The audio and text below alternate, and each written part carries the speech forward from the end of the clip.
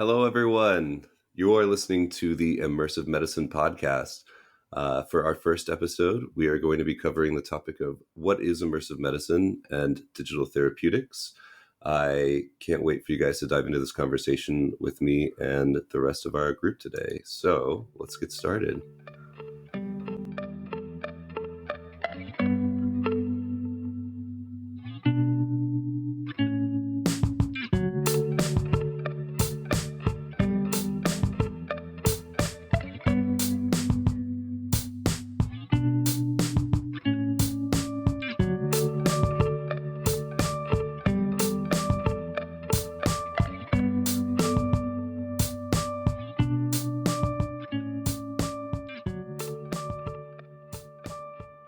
Amazing.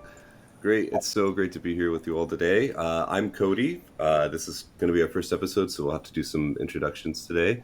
I'm going to be one of your co-hosts. My background is in neurologic music therapy. I'm a huge gamer, and I'm very passionate about the intersection of media, healthcare, games, and alternative medicine. So I'm going to pass it along to our co-host, Kira, or Kiki. Hi, Kira or Kiki. A little bit about me. I am an educator with a passion for video games, arts, and production. And I'm interested in seeing kind of the same thing. I'm so curious to see the intersectionality between gaming and with medicine.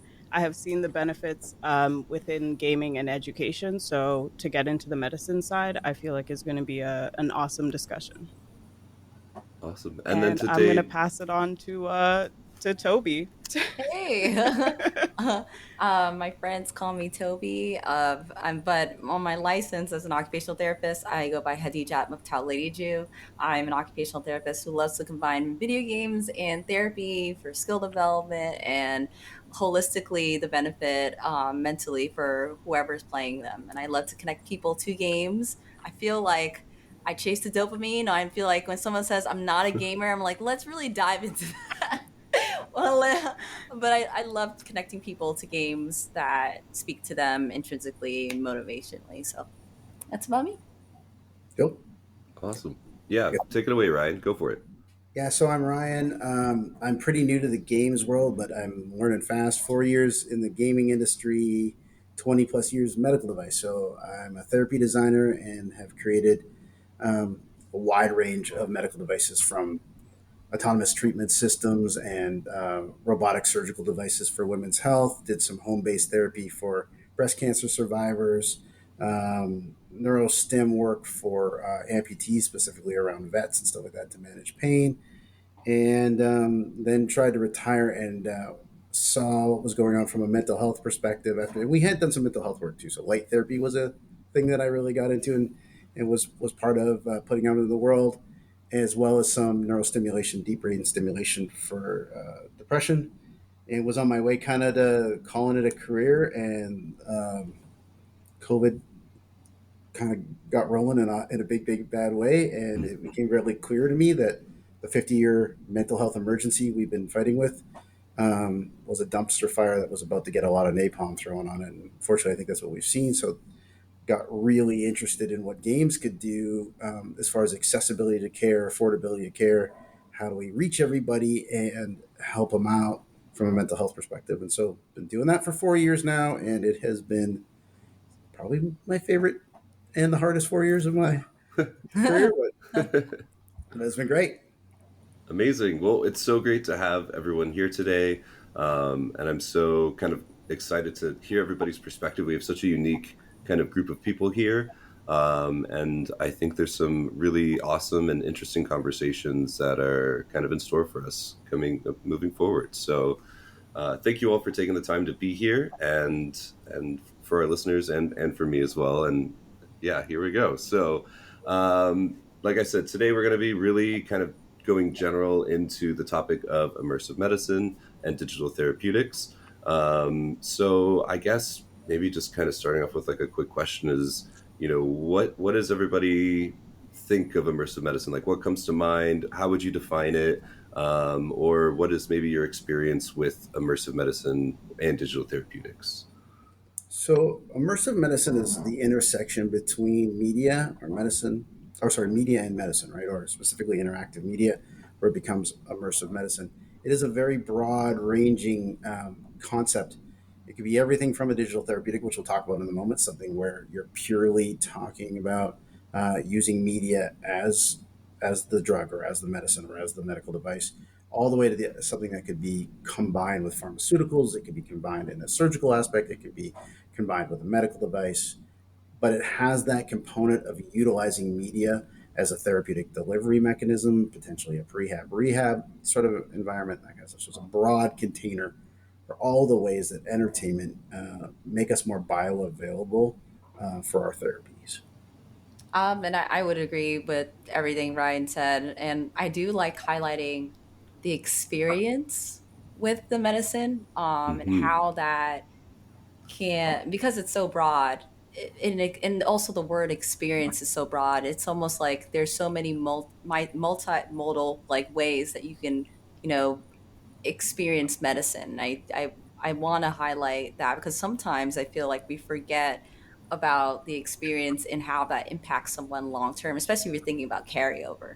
And that can vary from person to person holistically. Great point. That's a really good point. Kiki, do you have any thoughts or any experience with digital or digital therapeutics or immersive medicine yourself? I'm from mainly the video game side of things, and we've taught classes on things like AR and VR, and seeing how like talking about experience, seeing how that experience changes with how interactive those technologies are, I think is that's why I'm so interested in this discussion and seeing how those experiences can be mimicked or new experiences can be had on the medicine side of things. So um, I I love it.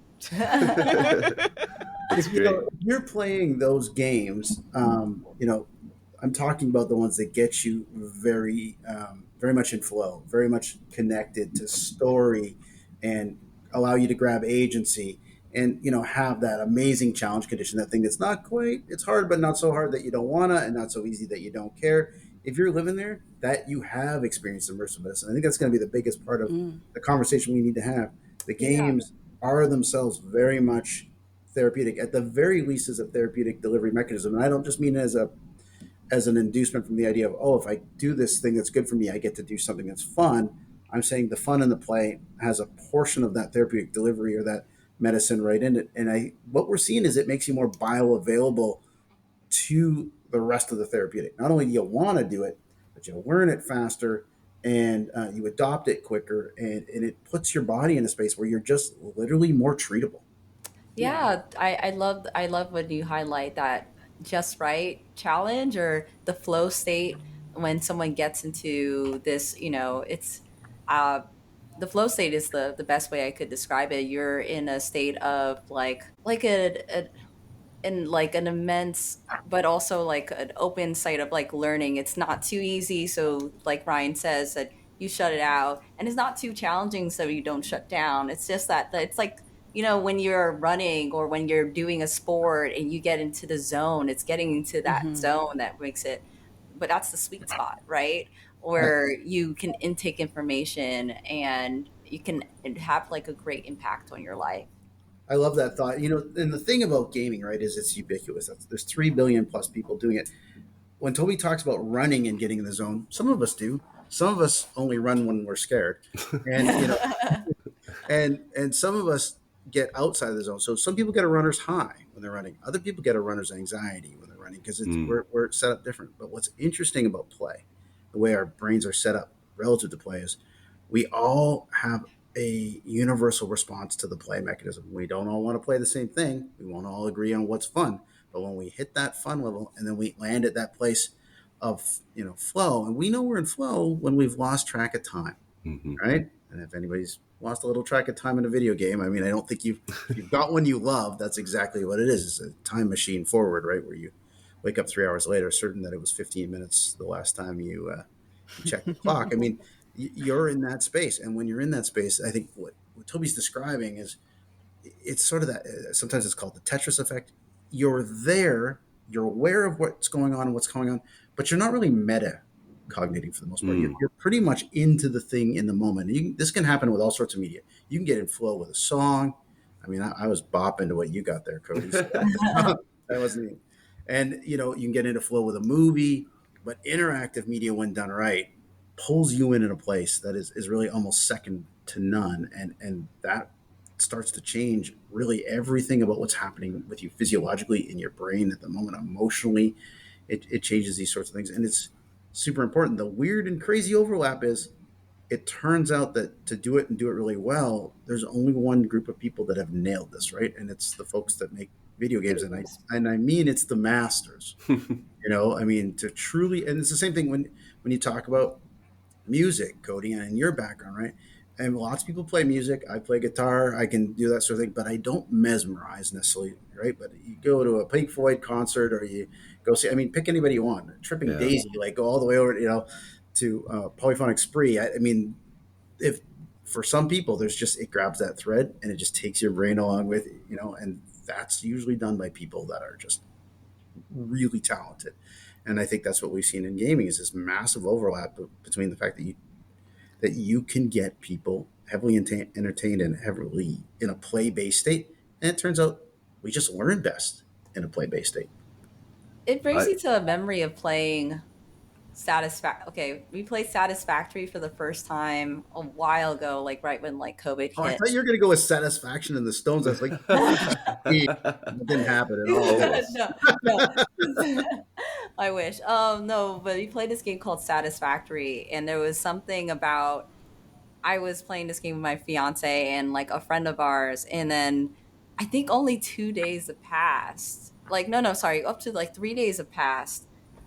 Sorry, no. It was actually a full week because COVID was a blur. Wait a minute. Yeah, we're losing time here. Right there. Losing time.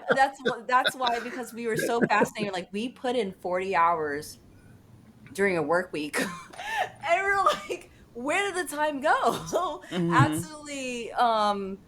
If you ever like any kind of factory simulation games or anything like that, even the soundtrack up to the music, everything was like tailor made just to keep you in this state of just in flow, just going and building things. They invested so much in sound design. They invested so much in just making the UI accessible, where you kind of got a little bit of a hit of dopamine when you created something new, when you formed something new. It's a really cool game.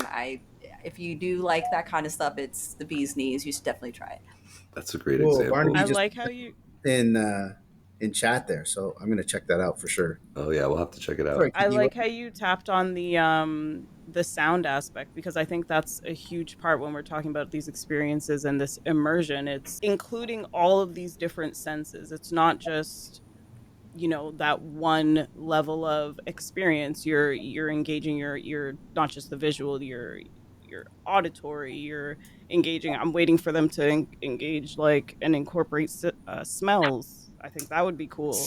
People are thinking about it. Yeah, there's been a thing. Keep writing me about that. Smell-o-vision. I'm like, I don't know.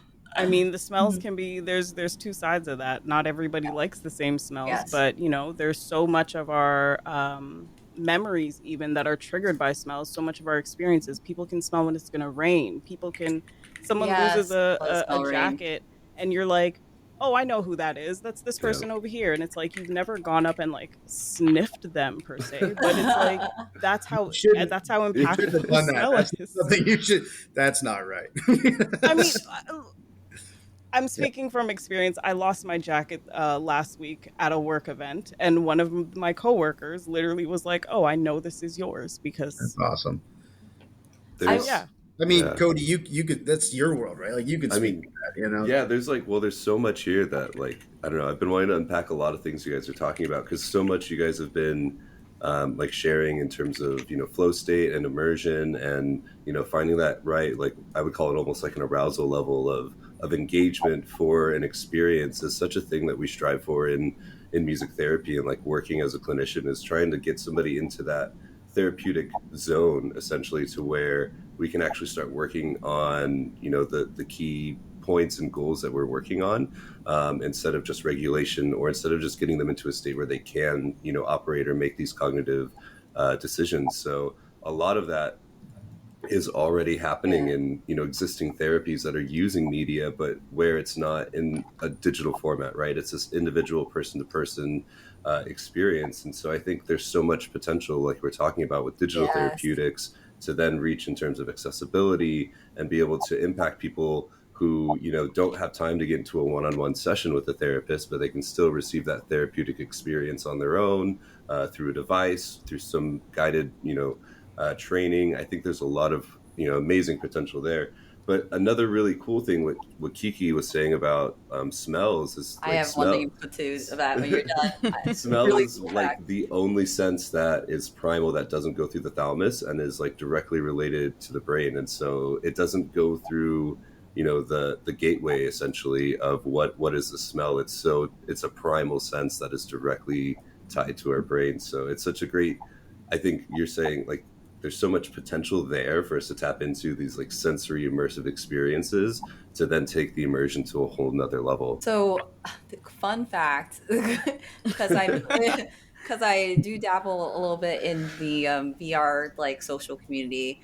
There was a furry convention that got, I think it was this year. I'm looking on the Hold wiki. on, what was that? 5 minutes and we went into devolving. No. I just want to talk about this because it was the largest VR furry convention to date. It was 21,000 people attended Wow. 4 days. They raised over $46,000. And That's substantial. They in the package of the 2022, they had scent sprays that they sent to people. And I remember thinking it was like super wild. And I didn't attend, but my friends were telling me about it. I guess it smelled like there's like cedar wood, like it's supposed to be like earthy and everything. But people bought these things to go along with their VR experience because the convention wasn't like you in VR. It wasn't like you went into a convention center. You were like in this like forest like world like center where you got to experience music and meet other people who, you know, and you know there's a lot of really cool things and interviews online about it. But it was really cool that the community wanted the smell as part of their immersive experience. And I just want to highlight that. It just reminded me of like smell vision and like, is anyone doing it? I'm like, here are these people in this community. They're just like, yeah, no, let's fully get immersed. Here's a bottle. You can spray me around while you're in this VR convention and everything like that. And speaking just like with VR too, there's in the VR chat community, there has been nonprofits that have been made through community in VR, like especially with the Trans Academy for people who are, you know, who are trans. They developed their own nonprofit, and through that, they've also like hosted like vocal coaches and lessons and everything like that, as well as helping hands. They created their own ASL language using only the 6 or 7 gestures you get with your hands. That is and something else. it's Wow. there is some powerful thing when it comes to like immersive experiences, especially I think we're just touching the bases with VR experiences because like VR chat is like a reflection of the internet. It needs moderation, but I will say that people, What are some of those words they came up with, Toby? What do people have like made such beautiful things when they're allowed to create and explore, and it's been inherently therapeutic for them. A lot of people have made whole worlds to, you know, look back on like past experiences that they are processing and that they go through. Some people that I know have done their VR sessions, their VR therapy sessions in VR because they're wearing avatars that they feel comfortable in, that reflects how they feel inside. It's very There's powerful. great data on that. I mean, that there's research that shows the ability to set yourself up to be who you feel you are, who you know you are. That is a very therapeutic situation for you, and to go out in a world. And then, I mean, that's kind of step one, and we'll call that the dopaminergic state. I got to be me the way I want to be. And then the serotonergic response to that is to move into a community where people accept you, and even better than accept you, who wants to be accepted? You want to be like, you know, celebrate you for what you are in that environment, what you bring to it, right? And that's, I think it's super magical, and that's something that, in generally, we're talking about community. You know, these are super important things. I love Toby going, I dabble in community and VR, and then she's at the furry convention. I did not attend, but I One know of many the people how who many did. thousand attendees? 21,000, I think I saw on the wiki. But I attend Wow. EDM concerts and a lot of DJ sessions in VR chat. Japan in VR chat they love old school hip hop, and they appreciate it to the point it's like, wow, did you guys learn from like the greats? Where did you guys get this? And it's like this old soul, like neo soul like stuff, as well as like I was amazed. But like I was in a room where a lot of people didn't speak the same language I did, but we were all like having immersive like music experience. I love that Wow. stuff. Cool. I mean, I think again, we're hitting all these places. I think the big theme that you're going to keep seeing that pulls us back, guys, is this idea of connection. So the Surgeon General came out this week. Did you see the new Surgeon General's warning? About parenting. Oh my Yeah, it is god. for health to be a parent. Now, that's Yes. not news. I don't know who has Yes. kids. It's not new news, but it is something. When they dug into it, what they're looking at right now is in the United States, 65% of parents feel isolated, lonely, and stressed out. Wow. Those are big words. Lonely is a huge word, right? I mean, we already weren't all that great at huddling up and being the tribe that we needed to be in any given moment. And COVID comes in and teaches us to fear each other, stay away from each other, and also get a little bit like, that's yours, this is mine. We couldn't even like stop ourselves from hoarding toilet paper and things like that. Oh yeah. The new version of The Can You great Spare a toilet Square? paper wars. Yeah, exactly. So Yeah. we weren't our best selves in that moment, and now we're coming out of that, in a very different place. And folks need that level of community, and there's something that's actually one of the most noted ways in which somebody will feel secure is the idea that there is a community and a support network, whether they access it or not, knowing that they feel they've got that community and that access. There's a whole bunch of reasons why we don't, right? We've been disconnected from one another. In some places, we literally fear one another. We don't, and then we've retracted. We're socially not particularly capable always of finding that place that we can hang out, we can fit. And these online communities, the ones done right, the one I'm not talking about free and unmoderated chat where it's just let it all go, but the kind of places where there are rules and the people that show up are there to rise each other up. These are amazing ways to get reconnected. Yeah. And so I think that we're going to keep drawing back and end up realizing loneliness and this lack of community and really what gaming, what media can do in that world is vital right now. I mean, it would be great if we could all meet in person all the time, but it's not a reality of the moment. Yeah. I mean, there's a reason we're all, doing this virtually and not sitting in a room chatting about this. It's just, you have to use, the technology that's available, and we're living in a global digital space now. So that's huge. And I completely agree. I mean, when I moved to Toronto a few years ago, like literally during the middle of the COVID pandemic, I was locked in a room for 2 weeks, couldn't talk to anybody, didn't know anyone in this new country, and really did rely on, the online communities that I had established to not, feel lonely and isolated. So, I mean, I can speak firsthand to just the power of, online communities and having friends and, the power therapeutically of just video games and the people that you can play with through them and the potential there. So no, I think that's such an amazing point to bring up, Ryan. Yeah. I think social contracts are super, super important for having a beneficial experience from a community. Mm-hmm. Everyone agreeing that we're going to be treating people kindly and that being reinforced at the beginning. I know, like, that's why I look like when I'm on gaming discords, I'm like, I sit and observe. Yeah. And if a lot of things are sliding, I'm like, well, nope, not safe here. And I go to another Discord. But sorry, Kira, I didn't mean to cut you off.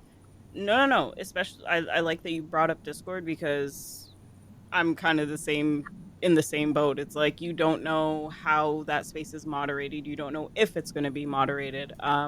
When we're talking about online communities, especially around that COVID time, what kept going through my head was Animal Crossing. Animal Crossing came out literally just as the pandemic, like lockdown was happening. And the amount of people that went to Animal Crossing, whether you had played it before, whether you were like me and you played it back in the day and you're like, okay, I want to go without Mr. Rossetti yelling at me when I fell asleep without saving my island. Oh, yeah.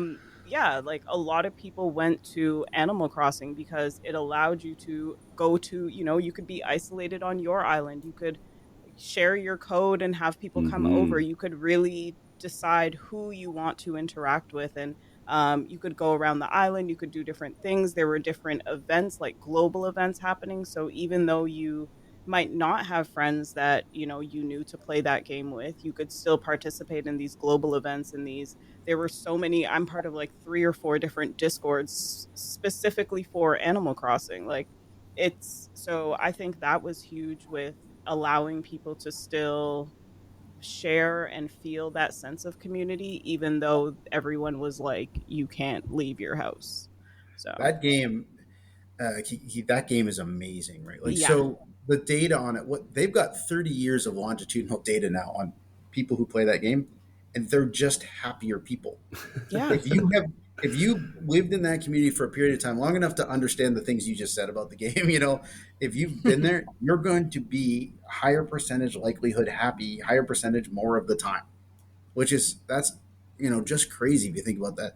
There's not much we can say about that other than being part of a good family, or having these certain specific interactions, having a really close best friend, having a strong partner. I mean, and then Animal Crossing, so you can get married, or you can have Animal Crossing, you can get married in Animal Crossing, and they all seem to work out pretty well. And it really starts to point out that combination of gameplay, and that, I mean, there's a social contract in Animal Crossing. There's a certain way you behave. There's a certain code of conduct that just has people more comfortable and feeling safer. And then and it's that bridge too. If you're awkward, not sure what you want to say next, or how you want to contact somebody, you want a friend, but you're not quite sure how to get there. Something like Animal Crossing gives you something to have that first conversation about. We're going to do this together or that together, and it's got a ton of safety element too, where you can kind of wade your way in. So I mean, there's probably 10 games that I'm not sure which one wins, but it's in a top 10 of, I think, the most medicinal media that's out there. For me, I feel like your animal. I never actually got into Animal Crossing. I was like one of the few people who wasn't playing it. I played Sky, Children of Light. They're from the same makers of like Journey, and it's sort of like the same kind of social contract of like you help new players. So new players, they were called moths because they had brown capes. And it was this thing where you go through the storyline. I don't want to spoil it, but it's about like just life and death. But it's beautifully told, and your little sky children of light who are navigating these things. And sometimes you have to hold hands with other sky children, and you have to fly and do all these things. But there's this thing about the community where if you saw someone in a brown cape, you were like, you wanted to help them because they would say, "Oh, I helped the little moth today." It made people feel really good, and the community did a really good job just highlighting, like, "Oh, I helped the little moth today get past this level." And in the Discord, it was all about they started calling them Ubers. So if you needed help and you couldn't fly to a certain place, you would go and ask for, "Can I get an Uber to?" That's so funny. Oh my gosh. And I want to play that now. And it was a really awesome experience because you can't really chat with anyone unless you accepted their friend invite, but you can emote and you can make sounds. So super important dynamic there. Or a game mechanic, right? Or communication mechanic, right? You're not going to just talk at me. You have my permission. Think about that culturally, Toby. Like, expand about that a little bit more if you think about it. A lot of games, you actually don't want to identify a noob because they're going to get piled on like there's no more. Change myself as quickly as possible, look like I know what I'm doing. And then they built a culture where it's completely the opposite. It's probably the safest thing you can do is be someone who looks new, from what I can hear in this game, right? Some people would go back and wear their brown capes because they just like that, like having people work with them. Wow. I love that. There's a game called Palia. Palia. I'm playing that. Yeah. I was late into Palia, but Palia was a very similar feeling to me. There was no like, oh, this is the uniform you wear when you just start, but it was so weird. I mean, I play a lot of Overwatch, and I can go on and on about toxicity in communities. So started with League, went to Overwatch, and I was like, okay. Gosh. Yeah. So coming in late to Palia and still being like you could tell everybody knew what they were doing. And if people can sense that you don't know what you're doing, or like there is a chat you can ask in the chat, there was so much I was learning just because it was like some random person saw my thing and was like, hey, come meet me at these coordinates and I'll show you what's up. And I'm like, sure. Yeah. I was learning how to cook. I ended up in some like Did you make birthday cakes? Yeah, they had this Cake parties. They had this right. Someone said cake party in the chat, and I was like, I don't know what a cake party is. Like, what do you do? And they're like, just come over here. So they're like, can you do this? Can you do that? They had me. I think my job was literally just taking the buns, like the layers out, because I couldn't do anything else. So there was like a procession line, and it was like, okay, somebody has to do this, and then you do that, and you had to do it in a certain time. And now you're into cooperative gameplay, there you and go. you're invited to participate, and you matter. So rolling this back to Cody, what you said, how now that we've just talked about all this, right? A couple therapists in the room, how can this not be part of immersive medicine? And notice, we're talking about things, they weren't designed as digital therapeutics. They weren't designed as serious games. They weren't designed as anything other than something that would interact in a way with a strong social contract, a good play element, and a lot of community and belonging, right? And it turns out that's what medicine is in digital therapeutics, right? That is a big part of it. We're going to get into all sorts of good stuff over time about, why exergame matters, why movement matters, all these sorts of things will come up. But this community, this belonging, this is not just fun. This is very, very good for you. And it is very much intrinsically how we're wired. And it's also doesn't run contrary to it. I mean, if you think about, we want this in real life. We want this kind of acceptance. We want to play in its entirety like this. But for the most part, when you try to step into an environment and make that happen, it's really, really hard. I mean, it's just sort of an entropy sort of situation. When you first put humans together in a room, it sort of kind of goes Lord of the Flies for whatever reason. Right? That's where you start. And, so, but as everyone feels each other out. Yeah. Or takes from one another, or there becomes a hierarchy very quickly. I mean, we're sort of built to do all that kind of stuff, but interestingly, and this could be part of the human condition, it's not what most of us want.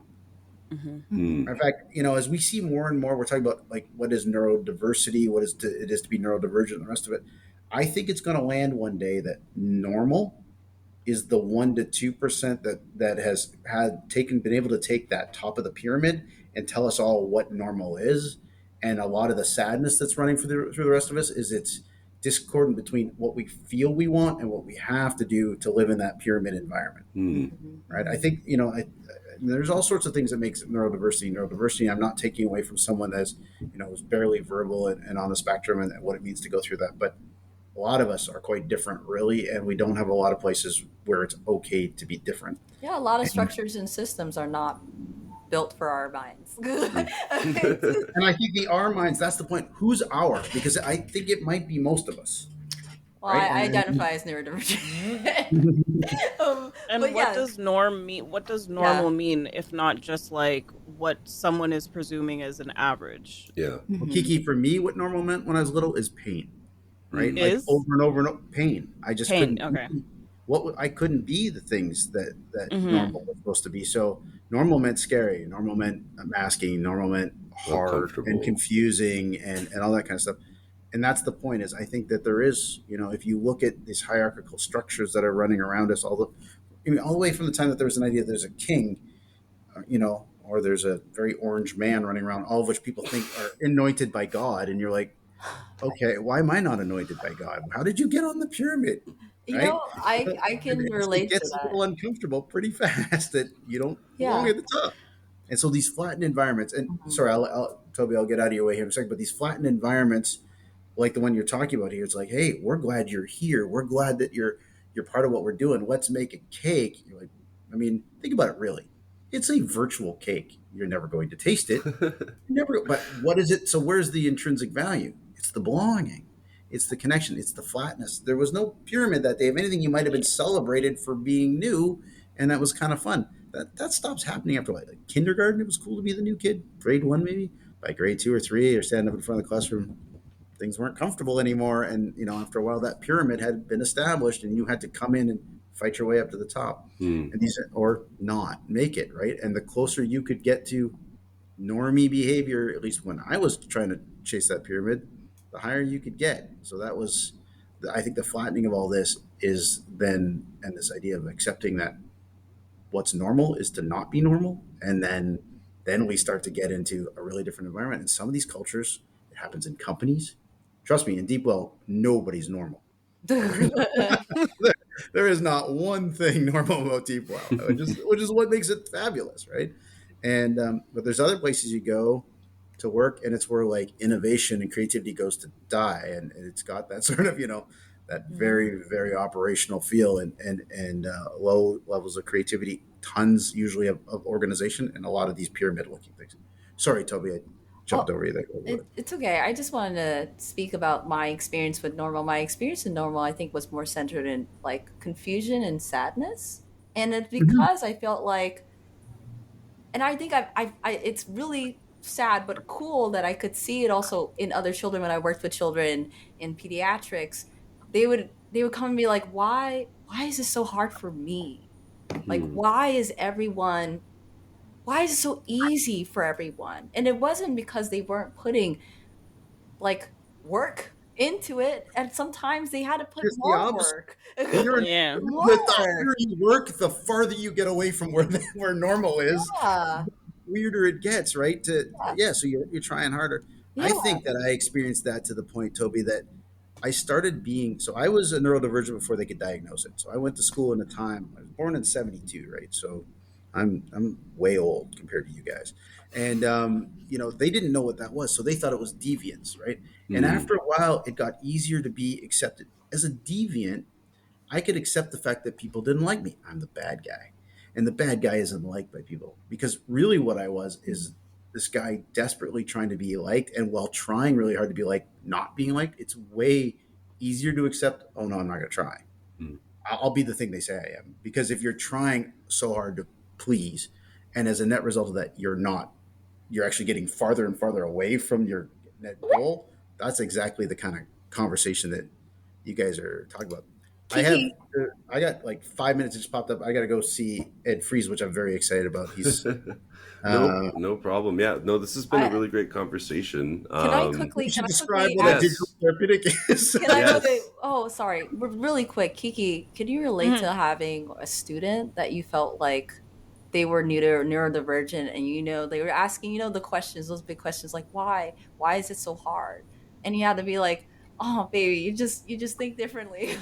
Yeah, I mean, it's hard sometimes because you can't just, certain words, like they don't even know how to articulate it or put those things in words yet. So it's like trying to level with them and work with them and try and make things as palatable as I can as an educator. That's all I really try and do in those situations. A lot of my work is with empowering women and amplifying women's voices. So a lot of my work deals with that intersectionality of being a woman, being a Black woman. So not to compare that to being neurodivergent as well, but or at all, but being able to see those kind of, I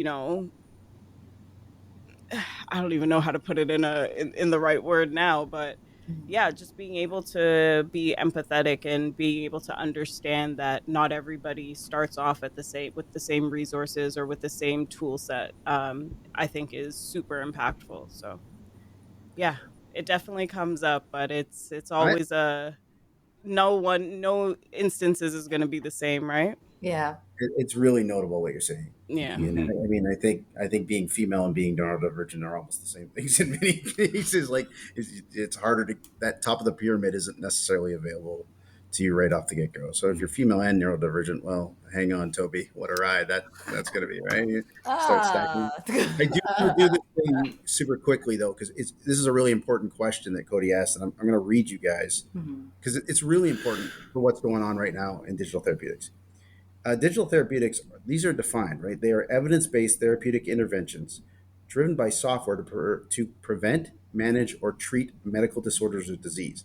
That's an important stop point because you require FDA clearance to do something that treats, prevents, or manages disease. We got a lot of folks running around right now going, I got a digital therapeutic. I'm a digital therapeutic. You're not. most likely they're not. I mean, again, we talk about 350,000 wellness apps out in the world at the moment, right? 90,000 of them created during the health emergency order where they allowed you to make those kind of statements, but those statements aren't allowed anymore since November 6th, 2023. Since then, if you're going to call yourself a digital therapeutic, you need to be cleared as a medical device. That's a class 2 medical device or higher. That is not like, building a Band-Aid. This It's is not a an easy real thing. process. Yeah. And so there's only 20 of those cleared right now. Wow. Only 5 of them are for mental health. So I think it's really important. And I'm not saying the wellness apps don't help. I'm not saying, and the games don't necessarily help, but one of the important things is to start differentiating. Some of these things are really good for you. Some of them, all of them, media is very, very powerful. So if we don't sort this stuff out, you can end up landing in a place that doesn't make a lot of sense. And unfortunately, the agency hasn't been able to go fast enough to clear enough of them that we get the ubiquity of media. So there's like what you guys are talking about games. You're like, this one draws me in and this one draws me in. And that provides you, the space into a therapeutic place. The digital therapeutics, for a lot of reasons, aren't cleared, not the least of which is that they got flooded. The FDA got flooded with this post pandemic, like everybody else. They're just trying to catch up. Mm-hmm. But it's also, this happened to us in light therapy a long time ago too. They're just our pretenders. What I love about these games is they're not pretending anything. They didn't tell you they're a digital therapeutic. They just are one. And so a big part of the conversation we're having is how do we normalize that, draw it into the stream so people can identify the difference between the media that can be amazingly good for you and some of the stuff that is amazingly bad for you, because there is that range of power in this media. Yeah, let the media speak for itself, or let the product speak for itself. You shouldn't have to tell somebody what it does. The results should be right there. You should be feeling it. So yeah. And a lot of the examples we've talked about today are, things that weren't intended to be therapeutic digital or therapeutic devices that, have those outcomes. And hopefully, as we're more aware of these things, we can really start to define what creates those therapeutic principles and how we can start implementing those intentionally to maximize those results. Yeah, absolutely. And how you create harm. This is an important conversation. A lot of these folks that are making these apps are like, well, what harm am I doing? Well, delay of care is one of the harms you're doing, right? So if somebody says to themselves, I'm feeling mentally a certain way, I think I need help, and they download a thing, and it turns out that thing isn't what it says it is, highest likelihood, if you're really depressed, is that you're going to equate that failure to yourself instead of to the product, and they just get farther away from being treatable, go from mild to moderate symptoms. When we talk about suicidality, people make these transitions in moments. Yeah. In moments, they can make a leap. And so you really are in a critical place at that moment. And I think that as much as the agency hasn't caught up, we're going to need that bright line that says, you're a digital therapeutic, you're not. And then on top of it, we got to find a way to get things like Animal Crossing over that line. Yeah. Because it's doing exactly everything we need, right? Yeah. And it's doing it all the right ways for all the right reasons. And I think that's super important. Definitely. And I think we'll definitely have more conversations that'll go a little more in depth into maybe how we can make those changes. Not just us, but, as an industry and moving forward of, really trying to bring those things over the line, like you're saying. I am mindful of time, and Ryan, I know you need to hop. I am a minute late, so I'm gonna bug out on you guys here, but I really enjoyed it. Thank you guys for getting this all rolling. Of course. The first of many, hopefully. Yeah. Nice. It's got to be the first of many. Can't just do one of anything. Of course. All right. Awesome. Well, great to have you. Thanks, Ryan. Awesome. Well, thank you guys, everyone else who's joined us today. Kiki, it's been great to host this with you. Toby, wonderful as always to have your insights as well. Before we close up for the day, I just want to let our listeners know that you can, find us kind of all over. We have a website that you can check out called immersivemedicine.org. So you can find us there. That's where you can find some resources that Ryan and some other contributors have brought together, really focused on immersive medicine, digital therapeutics, everything like that. If you're curious to learn more, you can see that here. It's fantastic. So please check that out. You can also find us on LinkedIn at the Immersive Medicine Network. And you can, and that's us, the Immersive Medicine Podcast Studio. That is us today. And if you want to reach out to us, please do, because we'd love to hear from you. We'd love to have you guys involved in the conversation, either in the LinkedIn group or send us some submissions on our website. Does anyone else have anything they want to say before we close out for the day? This has been a super awesome first episode, everyone. Game devs Thanks of everybody color. else. But Go for thank it. you, Cody, as well. Oh yeah, thank you, Cody. My pleasure, guys. My pleasure. And all the important people behind the scenes making it happen. Oh yeah. Yeah. Awesome. Amazing. Well, thank you everyone for tuning in today. And we'll catch you on the next episode.